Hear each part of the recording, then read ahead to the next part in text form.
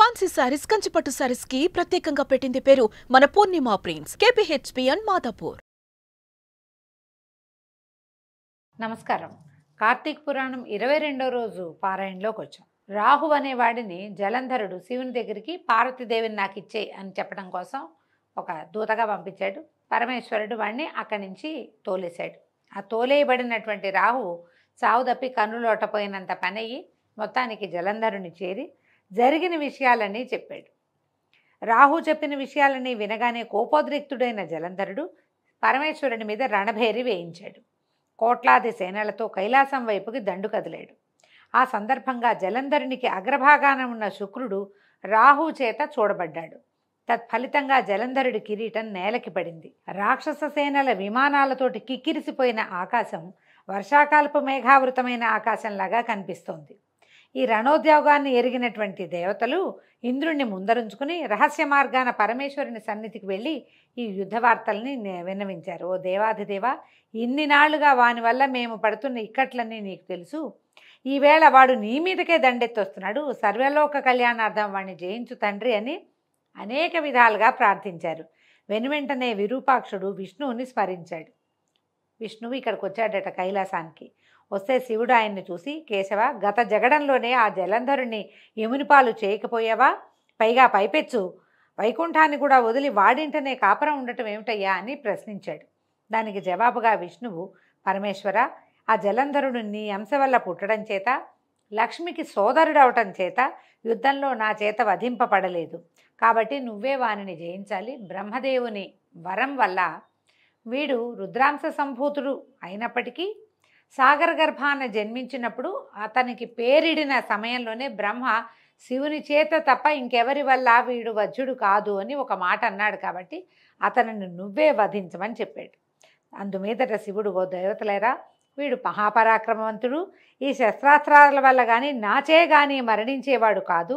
కాబట్టి మీరందరూ కూడా ఈ అస్త్రశస్త్రాలన్నిట్లలో మేము ఈ తేజస్సులను సైతం ప్రకాశింపచేయాలి అని ఆజ్ఞాపించేసరికి విష్ణువాది దేవతలందరూ తమ తమ తేజస్సులను బయల్పరిచారు. గుట్టగా ఏర్పడిన ఆ తేజస్సులో పరమేశ్వరుడు తన తేజాన్ని కలిపి మహోత్తమము, భీషణ జ్వాలాస్యము, వేగ సంపన్నము, అత్యంత భయంకరము అయినటువంటి సుదర్శనం అనే చక్రాన్ని నిర్మించాడు. ఇప్పుడు సుదర్శన చక్రానికి అంత బలం ఎందుకు అంటే, ఇట్లా ఇన్ని విధాల బలాలు కలిసి ఉన్నది. తర్వాత ఈ వధ అనంతరము దాన్ని విష్ణువుకే సమర్పించేశారు. అప్పటికే 1,000,000 ఏనుగులు, 1,000,000 గుర్రాలు, 1,000,000 కాల్బలగము, కైలాస భూములకు చేరినటువంటి జలంధరుణ్ణి దేవతలు, ప్రమథగణాలు ఒక్కుమ్ముడిగా ఎదుర్కొన్నాయి. నందీశ్వర, విఘ్నేశ్వర, సుబ్రహ్మణ్యేశ్వరాదులు కూడా తమ తమ గణాలతోటి జలంధరుని మూర్కొన్నారు. 2 తెగల మధ్య భయంకరమైన సంకుల సమరం కొనసాగింది. ఇరుపక్షాల నుంచి వచ్చేటువంటి వీరరస ప్రేరకాలైన భేరీ, మృదంగ, శంఖాది ధ్వనులతోనూ, రథనేమి ధ్వనులతోనూ, గజ గీంకారాలతోనూ భూమి విపరీతమైన ధ్వనులతో ప్రకంపిస్తోంది. పరస్పర ప్రయోజితాలైన శూల, పట్టిస, తోమర, బాణ, శక్తి గదాద్యాయుధ భరితమైన ఆకాశం పగలే చుక్కలు పొడిచినట్టుగా ఉంది. యుద్ధభూమిలో నేలకూలిన రథ గజాదుల కళేబరాలు రెక్కలు తెగిన పర్వతాల్లాగా గుట్టలుగా పడి ఉన్నాయి. ఈ మహారణంలో ప్రమథల బాణాలతోటి పడిపోయినటువంటి దైత్యుల్ని, దానవుల్ని, రాక్షసుల్ని, ఆ గణాలన్నింటినీ కూడా శుక్రుడు మృత సంజీవిని విద్యతోటి పునర్జీవితుల్ని చేయటం మొదలుపెట్టాడు. ఆ సంగతి పరమేశ్వరుని చెవిన పడితే ఆ తక్షణమే ఆయన ముఖం నుంచి కృత్య అనే ఒక మహాశక్తి ఆవిర్భవించింది. ఇదే కృత్యం మనం దూర్వాసుడు సృష్టించాడని చెప్తామండి. ఆ కృత్య వేరు, ఈ కృత్య వేరు. అయితే ఇదేం చేస్తట, భయంకరమైన శక్తి ఈ కృత్య. తాలు జంఘోదర వక్ర స్థనాలతోటి మహావృక్షాలని సైతం కూలగొడుతూ రణస్థలిని చేరింది. ఇదేంటంటే పెద్ద నోరు, పెద్ద పెద్ద స్థనాలు, చాలా పెద్ద పొట్ట, విపరీతమైన శరీరంతో రణస్థలికి వచ్చిందట. వచ్చి ఏం చేసింది, రావడమే పేరు మోసిన రాక్షసులందరినూ ఎత్తి అమాంతం మింగేసిందట ఆ శక్తి. ఆ ఊపు వరుసగా ఒక్కొక్కరిని మింగేసి వచ్చి శుక్రుణ్ణి తన యోనిలో చేర్చుకుని అంతర్ధానం అయిపోయింది, దాచేసిందట పొట్ట లోపల భాగంలో. మరణించిన వాళ్లను మళ్ళీ బతికించేందుకు శుక్రుడే లేకపోవటంతో ప్రమథగణాల విజృంభణకు రాక్షససేన మొత్తం తుఫాను గాలికి చెదిరిపోయే మబ్బు తునకల్లాగా చెల్లా చెదరైపోయింది. అంతకుముందు చచ్చిపోతామన్న భయం లేదు వాటికి. రాక్షసేనకి. ఎందుకంటే సస్తే బతికించేందుకు శుక్రుడు ఉన్నాడు. ఇప్పుడు శుక్రుడు మళ్ళీ బతికే అవకాశం లేకుండా కృత్యాగర్భంలోకి వెళ్ళిపోయాడు. ఇక శుక్రుడు లేడు, బతుకుతామన్న ఆశ లేదు, చస్తామన్న భయం వచ్చేసింది. ఈ భయంతో మబ్బు తునకల్లాగా వేద గాలి వస్తే ఎట్లా మబ్బు చెల్లా చెదరైపోతున్నాయి, అట్లా రాక్షస గణాలన్నీ చెల్లా చెదరైపోయినాయి.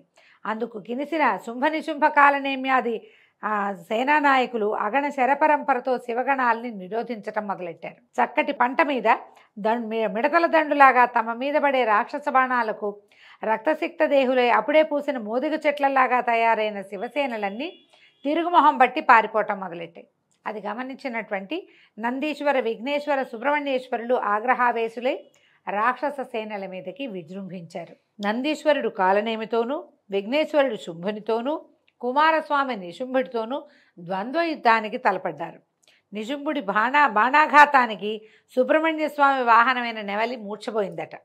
నందీశ్వరుడు తన బాణపరంపరతో కాలనేమి యొక్క గుర్రాలను, జెండాను, ధనుస్సును, సారథిని నాశనం చేశాడు. అందుకు కోపించిన శుంభుడు విఘ్నేశ్వరుడి వాహనమైన ఎలుకని బాణంతో బాధించాడు. అది కదలలేని పరిస్థితి ఏర్పడడంతో వినాయకుడు గండ్రగొడ్డల్ని ధరించి కాలినడకన శుంభుని చేరి వాడి వక్షస్థలాన్ని చీరేశాడట. వాడు భూమిపై పడిపోయాడు. అది గమనించిన కాలనేమి, నిశుంభులు ఇద్దరూ ఒకేసారిగా గణపతి మీద కలిబడ్డారు. దీన్ని గుర్తించి వారి మధ్యకు రంగప్రవేశం చేశాడు వీరభద్రుడు. వీరభద్రుడు ఎవరండి? పరమేశ్వరాగ్రహం నుంచి పుట్టినవాడు. ఆయన వచ్చాడు.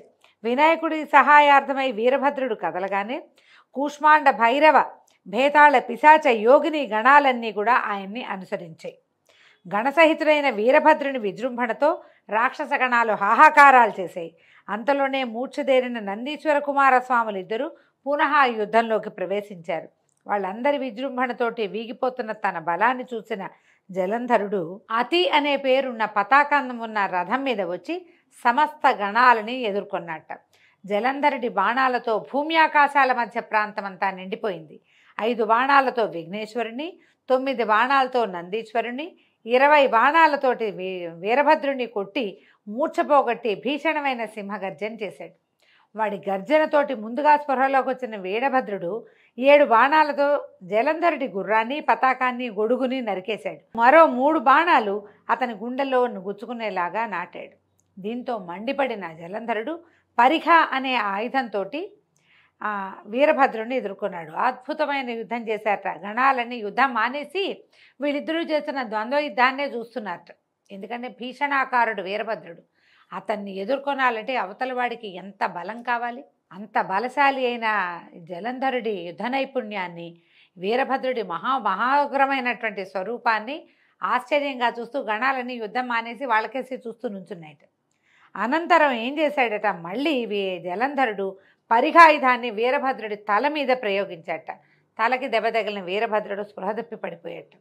చివరికి దేవతలందరూ ప్రార్థించారయ్యా, అందరూ పడిపోయారు, నీ కుమారులు స్పృహ తప్పి మళ్ళీ లేచారు, నీ అపరావతారమైన వీరభద్రుడు స్పృహ తప్పి పడున్నాడు, ఈ జలంధరుడు విజృంభించాడు, సేనలన్నింటినీ చంపేస్తున్నాడు, స్వామి ఏదైనా చెయ్యని పరమేశ్వరుణ్ణి విపరీతంగా ప్రార్థించారు దేవతలు. అప్పుడు ఆయన లేచొచ్చి యుద్ధానికి ఉపక్రమించాట. అతనిని యుద్ధంలో జయించడం శివుడికి శక్యం కాలేదు. ఎప్పటికీ జలంధరుడు హతుడు కాకపోవటానికి అతని భార్య అయినటువంటి కాలనేమి కుమార్తె అయిన బృంద యొక్క పాతివ్రత్యమే కారణమని విష్ణుమూర్తి గ్రహించాడు. ఆమె ముందు విష్ణుమాయని ప్రయోగించడానికి బయలుదేరాడు. అయితే అక్కడ ఏం జరిగిందట, ఇలా పరమేశ్వరుడితోటి యుద్ధానికి వెళ్ళిన తన భర్త యొక్క యోగక్షేమాల కోసం భయపడుతున్న బృంద ఒక మునీశ్వరుడి వద్దకు వెళ్ళి తన భర్త యోగక్షేమాలు తెలుసుకుందామని ఆమె బయలుదేరి వెళ్ళింది. ఆమెని విష్ణుమాయ అనుసరించింది. మనం ఈ విష్ణుమాయ అనుసరించిన బృందాదేవి ఏమవుతుందో రేపటి కథలో మళ్ళీ తెలుసుకుందామండి. ఈ రోజుతోటి 22వ రోజు పారాయణ పూర్తయింది. రేపు ఉదయం 23వ రోజు పారాయణలో మళ్ళీ కలుసుకుందాం. నమస్కారం.